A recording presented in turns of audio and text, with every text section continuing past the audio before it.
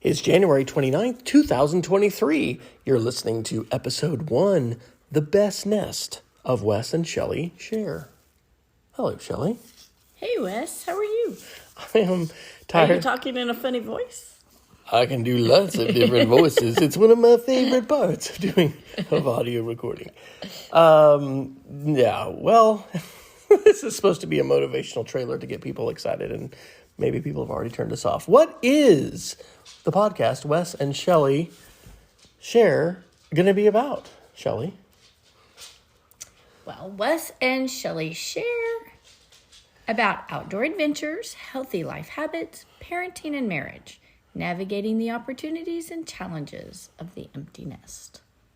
And tonight, we kind of want to just give a little bit of an expectation of what we want to do with this podcast, and basically kind of share the origin story of how we decided to do this, what we wanted to do, and we're going to talk about the best nest. That's kind of our plan. So we're wanting to go for 30-minute episodes, and we're going to try to do this on Sundays, maybe a little bit earlier than we did tonight, but have a chance to, I think it's a chance to reflect and process on some big changes that are happening in our lives. What do you see as some of the purposes? You said it's just to make me happy, but is that really it? No, I think it's really important that we begin to reflect. I don't know if our reflections will help anybody else or not, but it certainly has been a journey, parenthood, and then just as Wes said, we're beginning to navigate this empty nest, and but it's been really fun to kind of look back and process how we even got here. Mm-hmm. We have 3 children. Our oldest is 25, and he's pretty independent now, has his own job, lives independently, makes more money than both of us together. Our middle daughter is in her final year of college, so she'll be graduating this year in May. And is really seriously thinking about her next steps in life. And then our youngest daughter, who's 19, will be going off to college next year. She's kind of taken a gap year of preparation this year. For those of you who do follow our story, you probably know that she will be going to the Air Force Academy. And this has been a big year for her. And so anyway, just big year for all of us. Yeah. And so there's just a lot to process. Yeah. And it's been fun to look back and reflect on where we've come in those years. Wes and I got kind of married kind of later in life. I mean, I had my first child at age 32. We got pregnant. And we're in our 50s now. Yeah, so we're in our 50s. And we started our family pretty much right after we got married. So it was about a year later. This will be the 27th year of marriage for us, I think. Yeah. So that's, wow. Wow. So we're processing the last 27 years and then looking forward to the next. And we are basically almost a month into the empty nest. Right. We thought we would, and we've moved.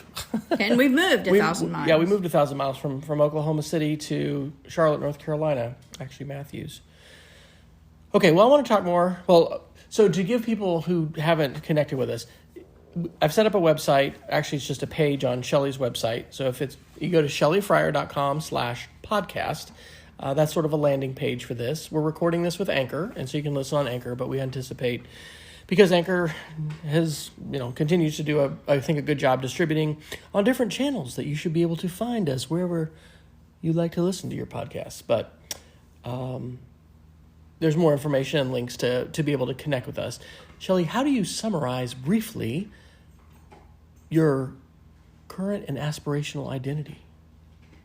Why do you ask me the hard questions? Well, I'll go first. You want me to go first? Okay, sure.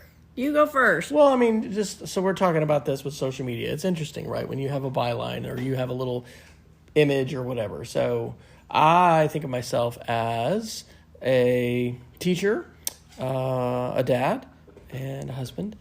Someone who enjoys cooking a lot. Someone who enjoys learning.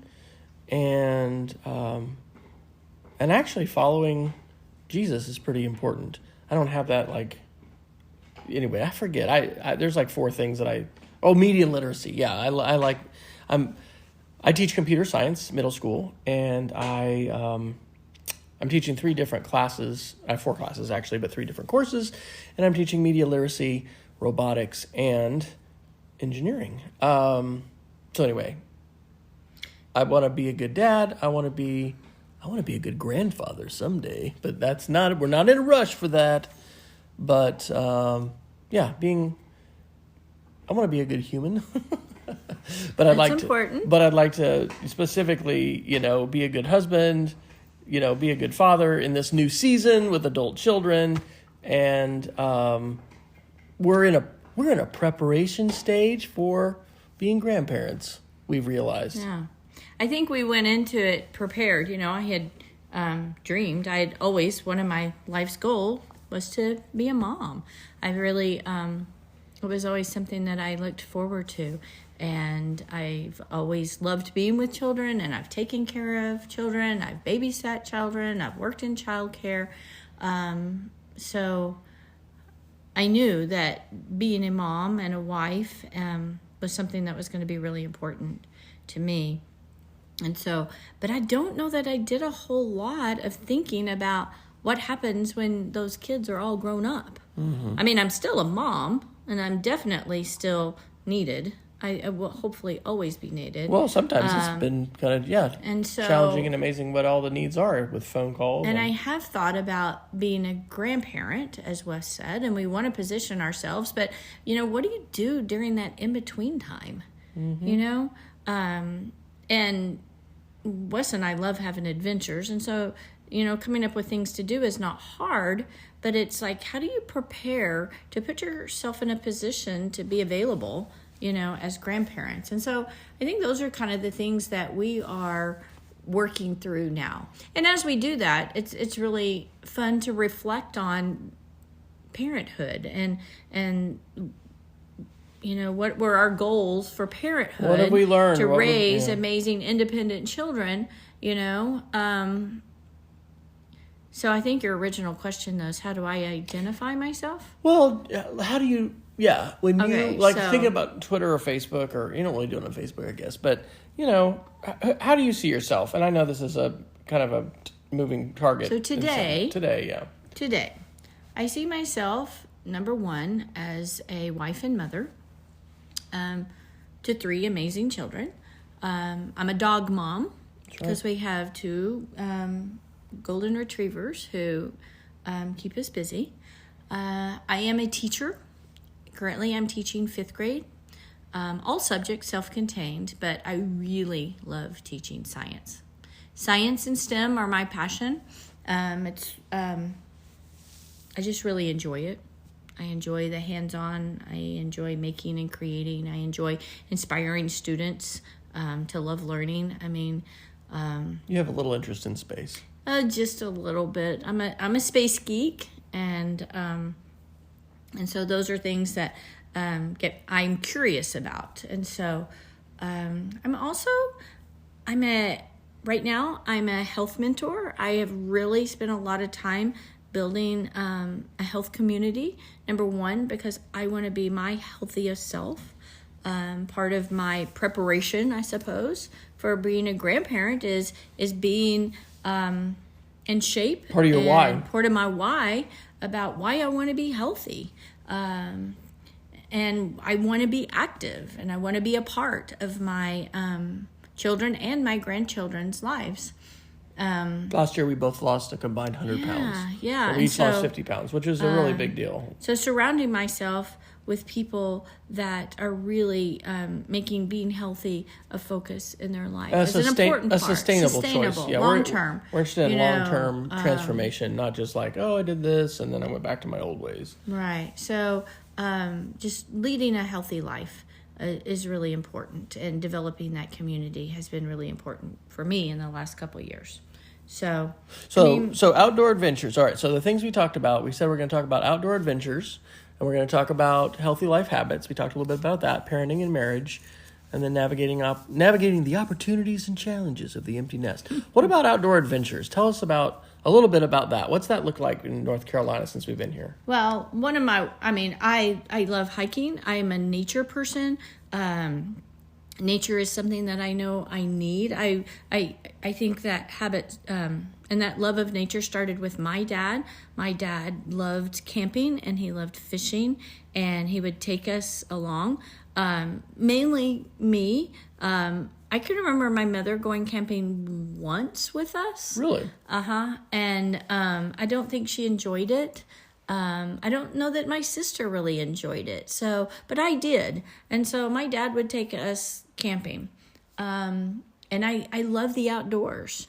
And that's part of our origin story too, because Shelly and I met on a mission trip to Tijuana, Mexico with Westminster Presbyterian Church in Lubbock, Texas in 1995, right? March of 95, yeah. And then we were married the following, a year and a half later, we were married, May of 96. And as we got to know each other that summer, we had both, and I think we'll probably at some point reflect on some of this. We both had some seismic upheavals in our lives, some incredibly traumatic things that happened in our lives to us and just that we experienced. Individually, but not at the same time. But well, at the same time, but not together. Right. But anyway, that first summer we ended up going on a backpacking trip to Jackson Hole, Wyoming, to the Tetons. And so we've reflected on this recently that, a love of the outdoors, a love of camping, even backpacking. I've told Shelly that I grew up looking at all these different outdoor catalogs. Like, one of my favorite things was to look at North Face catalogs, Low Alpine Systems catalogs, REI, Recreational Equipment Incorporated. But I think I came into REI a little later. What is the kind of fleece that you've got? Not Sierra. Patagonia. Yeah, we're also going to deal with some serious memory issues during this, probably. Anyway, I really just, I grew up in Boy Scouts. I grew up going camping basically every single month, hot or cold. It's one of the scout troops I think that Alexander was in, during the winter in Lubbock, Texas, did the lock-ins, in the winter months. But I mean, we got beads for our campouts, and I think it had to be like below zero for a significant period of time to get a clear bead. There was some banter on Facebook between some former scouts of Troop 74 talking about that. Anyway, mine was not that extreme. I didn't go winter camping. You went backpacking in Colorado, though. Backpacking. I did several times. What was that camp? What was that camp? Sunlight Christian Camp. That's it was right. a backpacking outfitters. And Stan and Ann Higgins have a connection there, I think, yeah, too. they do.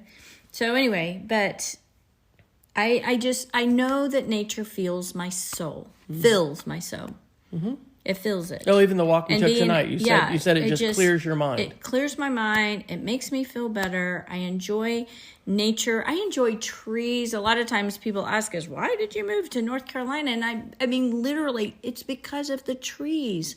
I grew up in the panhandle of Texas. Yes, we had trees, but you had to plant them yourself. And the leaves, we were so excited. The leaves, our first house in Lubbock, Texas, I was so excited because I thought it was a sugar maple. Yeah. And I grew up in northeast Kansas, in Manhattan, Kansas, and there's some beautiful trees there. And I was like, oh, great, we're going to have a sugar maple. Well, it went from green to brown to dead. Yeah, there were no colors. No. So. And so anyway, I've always had this nature, trees, outdoor education. Green, outdoor education. We both have connected. Absolutely. Yeah. I did a lot of science training early on in outdoor education. Read a great book. We should put this in the show notes. Last Child in the Woods. That's right. Richard Louv. And how important, how many of our children are nature deficit. And so anyway, that's something that's part of our origin story too, right. Because as school teachers we had some time in the summers, and the first thing we would do is pack up the trailer and head out to the mountains. That's right. Head to New Mexico, drive 5 to 6 hours, be in New Mexico, be Sangre, near Philmont, but it was in Jemez Springs, and some of those. Well, and even Alexander was little, but Sarah We took her when she was like a few weeks she old. was 3 weeks old, and we were heading. She was born in June, so we must have gone camping in July that year. Yeah, I think that was actually in a hot place though, because I think she was. But seeking adventures. So seeking adventures is something that we've both enjoyed. We went on an adventure yesterday. We drove 3 hours west to Asheville and then out to a campground called Moonshine Creek. And went up on the Blue Ridge Parkway, and we had a picnic, and anyway, we saw, it's beautiful, beautiful. Absolutely beautiful. So I think, well, that let's tie this in to the best nest. We're halfway through the show. I think it's time for an ad. In fact, what does that mean? Well, we can put advertisements in here. So I think there's this one that's going to talk about make your own podcast on Anchor. All right. Okay. We pause for station identification. This is Wes and Shelly Share. And here's our first ad.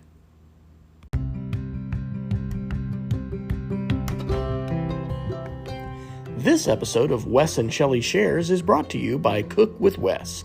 Cook with Wes is my, Wes Fryer's, personal passion project, sharing lots of food photos, a few recipe videos, lots of barbecue and smoked meat adventures, and many other recipes from my indoor and outdoor kitchens. You can find all our family recipes on food.wesfryer.com and follow Cook with Wes on Instagram, TikTok, Facebook, and Twitter. If you're on Mastodon, and really, why not? Since Twitter has become a bit of a dumpster fire, you can search for the hashtag CookWithWes to find my latest food shares there. Well, I did start a separate YouTube channel for Cook with Wes, but I've continued to post most of my cooking videos on YouTube on my main channel. You can access the complete playlist at wfryer.me/cook. Thanks for tuning in to Wes and Shelly Shares. I hope to see you on social media on one of the channels for Cook with Wes.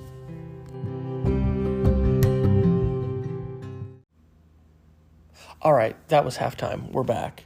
So the best nest and outdoors. I don't know.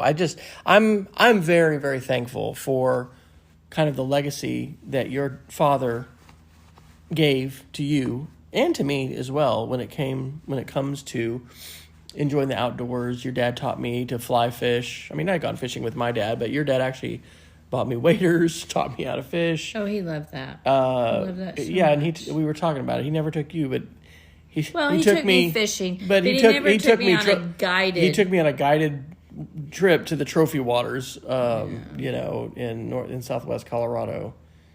And anyway, we're thankful that our kids like to camp. They like being outside. All of them. They love the outdoors. So anyway, that's an element, and I think that's something that we'll end up doing is sharing. Which, by the way, we're going to do Wander and Wonderlinks at the end. So the Wonderlinks is what we usually do. So let's get to this idea of the best nest.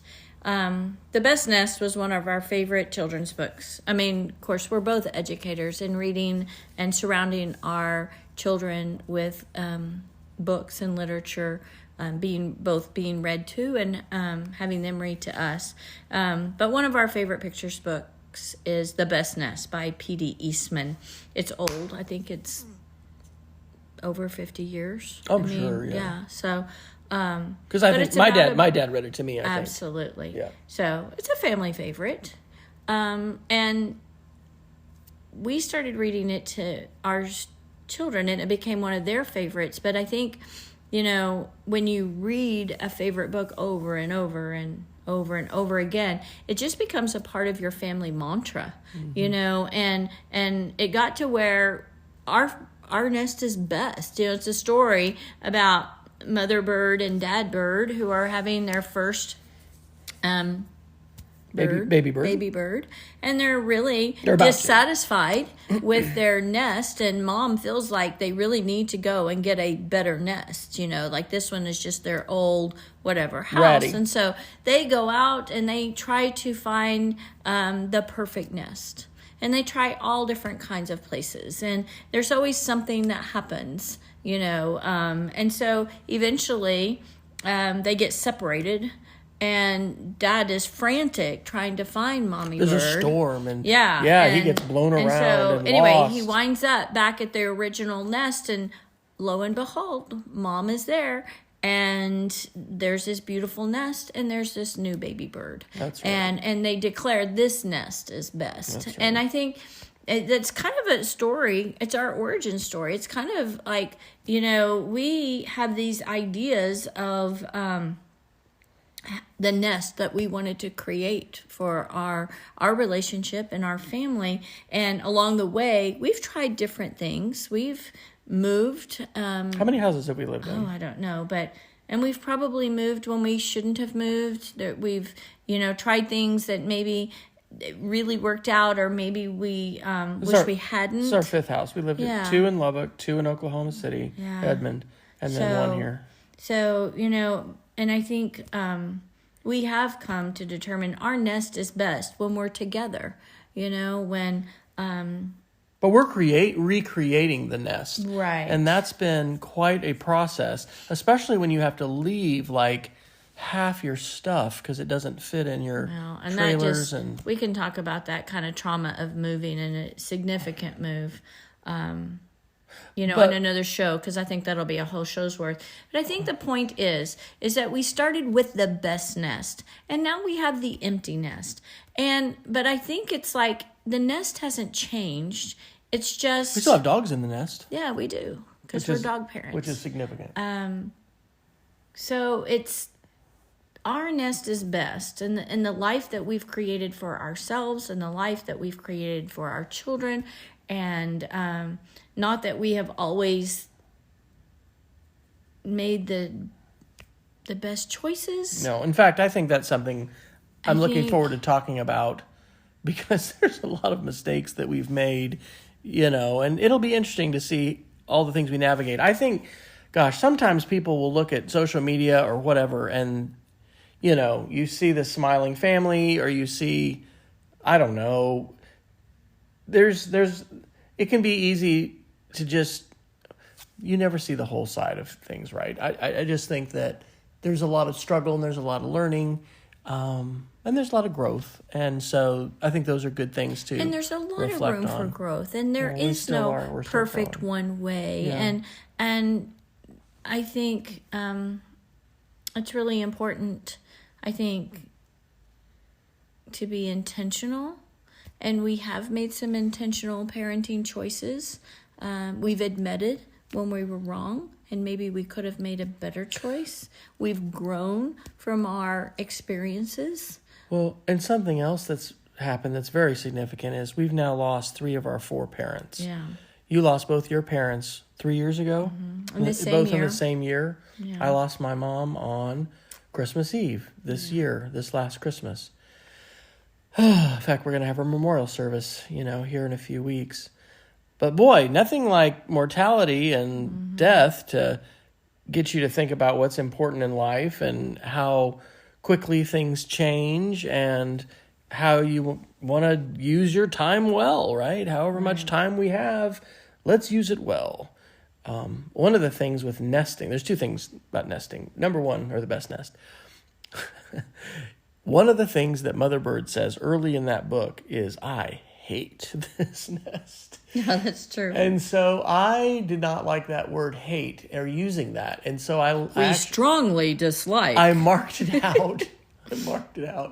And wrote in, I strongly dislike or something else.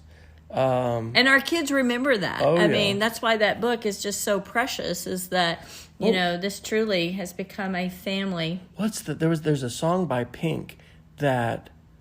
Barbie Girl. No. Go well, that one fast. Too. No, that was the one I prohibited Sarah from listening to at some point because she was like playing it all the time. Little parenting nuggets that we have. Yeah. Well, and as our children have dated, I guess something, we could do maybe a show on that. The little, what do they call it? The Fryer-isms. We have these little things we say.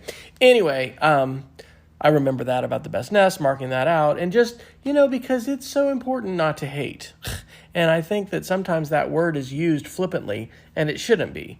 I think as followers of Jesus, we're to hate sin, but we're not to hate people. And anyway, hate is a very strong word, and I think of that. But the other thing is, Shelly is a wonderful nester, and one of the serendipitous things about being her spouse and life partner is that, we have different gifts, we have different things we love, we have different things we like to do. And she's always really liked sort of making our house a home. And I don't know who else uses that word nesting, and maybe that's from The Best Nest. I don't know where we started using that, but that's a phrase, not a phrase, it's a word, it's a description of the process of just making a house a home, of having, some decorations here and, what you put on the wall and fluffing the pillows, making the bed. Making the bed, Of course, it's interesting. I like to put posters up. So my only area to do that's really the garage. Well, I don't know. I put You've stuff hung up in the all office. the pictures in the house. Well, but I put some stuff up in the office too. But anyway, yeah. So what does the best nest look like to you now, Shelly, that we are in the empty nest? Well, number one, we downsized quite a bit. And so we tried to save all of the things that were really meaningful and like your Mexican trunk, and just different things. So keeping those things that we have emotional attachment to. We had to be really intentional about it. Absolutely, because we were going to get one. We got a pod which you load in your driveway and they ship off, and then we were going to get one U-Haul trailer, and then that wasn't going to work. We had to get another U-Haul. But even with that was a lot of stuff we didn't have to bring. A lot of so stuff. we had to just be really intentional with what is it. We had a lot of good friends that helped us with that. Yes, a lot of stuff. Did. So that's another whole story. Gosh. But I think pictures, Wes has done a really nice job of turning our screens, our TV, into a large picture frame. And so one of our favorite things to do is to just watch, like right now, watching our dogs from our family, or our children when they're little, or our parents at special occasions, or our friends when we've gathered at the house. And it's just a Chromecast. It's just a Chrome. What is it? Yeah, it's a Chromecast with Google Photos and just smart albums, with pictures. We've got 3 albums, I think, right now. Our dogs and our mountains, and then we have fire. But anyway, it's, how wonderful to see these images. And that was one of the things I was able to put in my mom's room in her closing months of life, was a picture frame. And I think we loaded it up with over 1,500 pictures, mostly from her computer, because she did a wonderful job curating pictures of our whole family, of my sister and her family, and Labor Day football games in Manhattan for K-State games, and now that's in Dad's, in their bedroom where Dad is now. But yeah, it's just, I don't know. I realized this at some point. I was like, we're gonna get old, and we're gonna sit back, and we're just gonna enjoy watching these pictures, right. of our kids. And movies. Our kids love to watch the movies that you've put together for them. And I used to make DVDs each year of these little, iMovies. Their birth story. A video of that, and birthdays. We made a little video each time they had a birthday. Vacations that we've had. Right. And so, between making a space where everybody feels welcome, and where everybody feels like they are represented, even our daughters in Alexander, even though they will probably not live for an extended period of time. Of course, we say that, and, COVID happened. But in our home, but having bits and pieces of them, in the office, so they see themselves. Right. And that's one thing, moving them away, because that was hard on them too. We moved away from the home that they grew up in,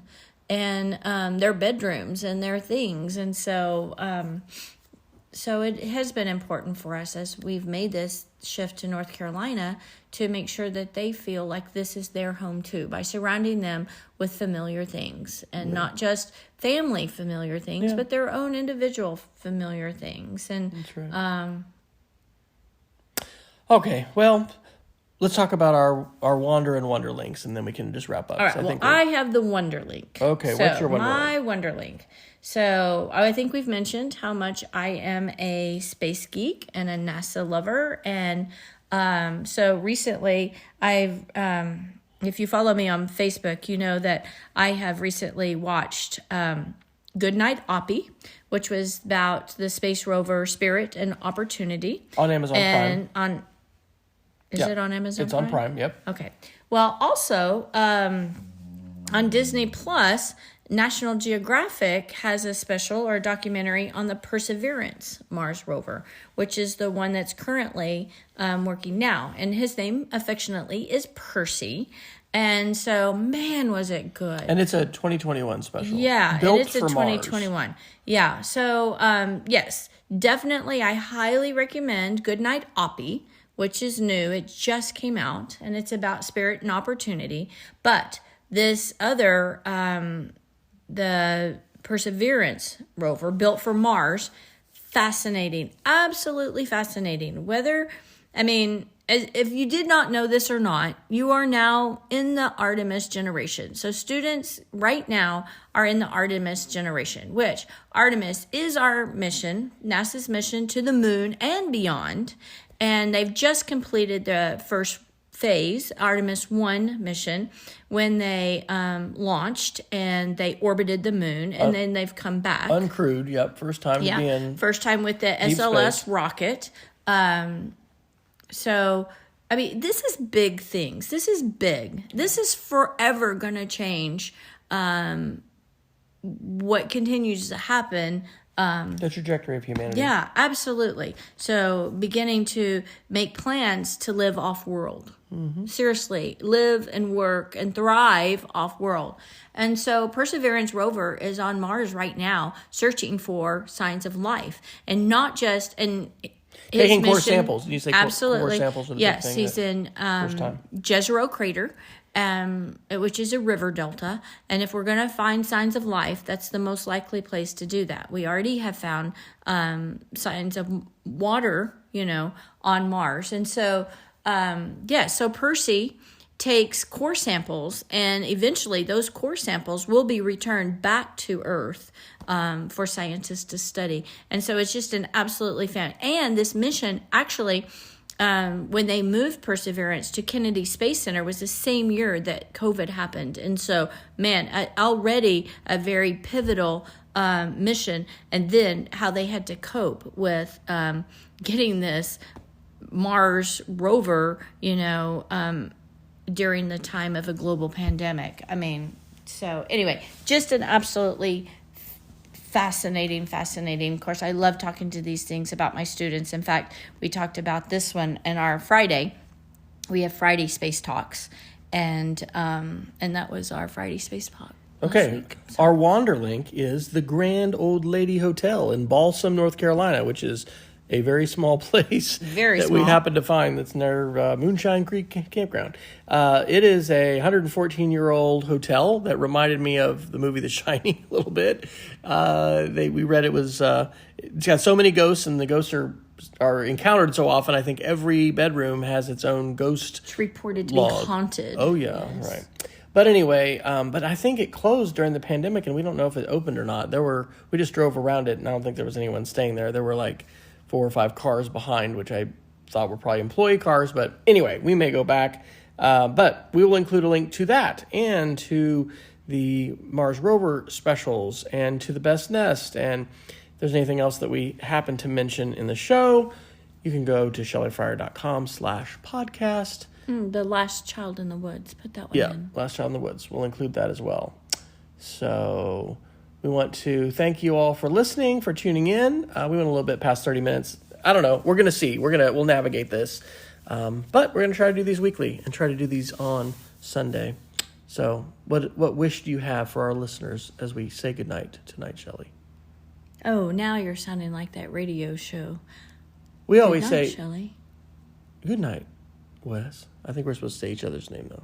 Oh, I don't know. Well, that okay. sounds a little weird. Yeah, we'll have to come up. We have to come up with our thing that we, Cheryl Oaks, over and out. Yeah, anyway, we didn't plan that part. We don't have our thing yet. Yeah, we'll figure that out. So until next time, we encourage you to stay curious and keep sharing. Wes and Shelly Share is a weekly podcast recorded and published on Sundays by Wesley and Shelly Fryer of Matthews, North Carolina. Learn more and find links to connect on social media to Wes and Shelly by visiting shellyfryer.com/podcast. Content on this podcast is licensed under a Creative Commons Attribution Only 3.0 license. The Wes and Shelly Share podcast is recorded and published with Anchor and distributed on all major podcast channels, including Apple Podcasts, Spotify, Google Podcasts, Pocket Casts, and more. Please share our show on social media and tell others about us.